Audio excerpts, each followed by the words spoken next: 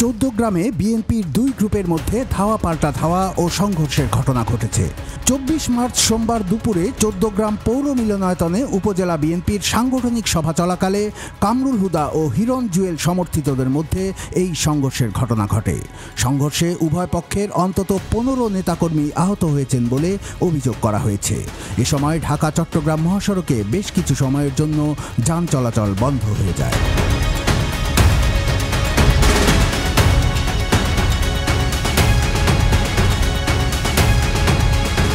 চৌদ্দগ্রাম বিএনপির সাবেক আহ্বায়ক কামরুল হুদা সংঘর্ষের ঘটনায় তার সমর্থকরা জড়িত নয় বলে জানিয়েছেন। অন্যদিকে কুমিল্লা দক্ষিণ জেলা যুবদলের সাবেক সাংগঠনিক সম্পাদক ও কুমিল্লা দক্ষিণ জেলা বিএনপির সাবেক সদস্য সাজেদুর রহমান মোল্লা হিরণের দাবি, সভাস্থলে যেন তাদের সমর্থকরা ঢুকতে না পারে সেজন্য বাধা দিয়েছে কামরুল হুদার কর্মীরা।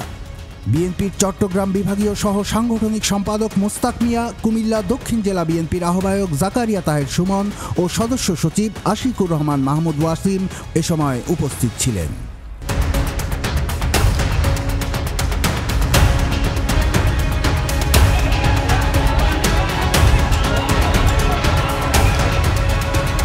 কুমিল্লা দক্ষিণ জেলা যুবদলের সাবেক সাংগঠনিক সম্পাদক তোফায়েল হোসেন জুয়েল বলেন, হকি স্টিক, চাইনিজ কুড়াল সহ বিভিন্ন দেশীয় অস্ত্রশস্ত্র নিয়ে তার সমর্থকদের ওপর হামলা করা হয়েছে।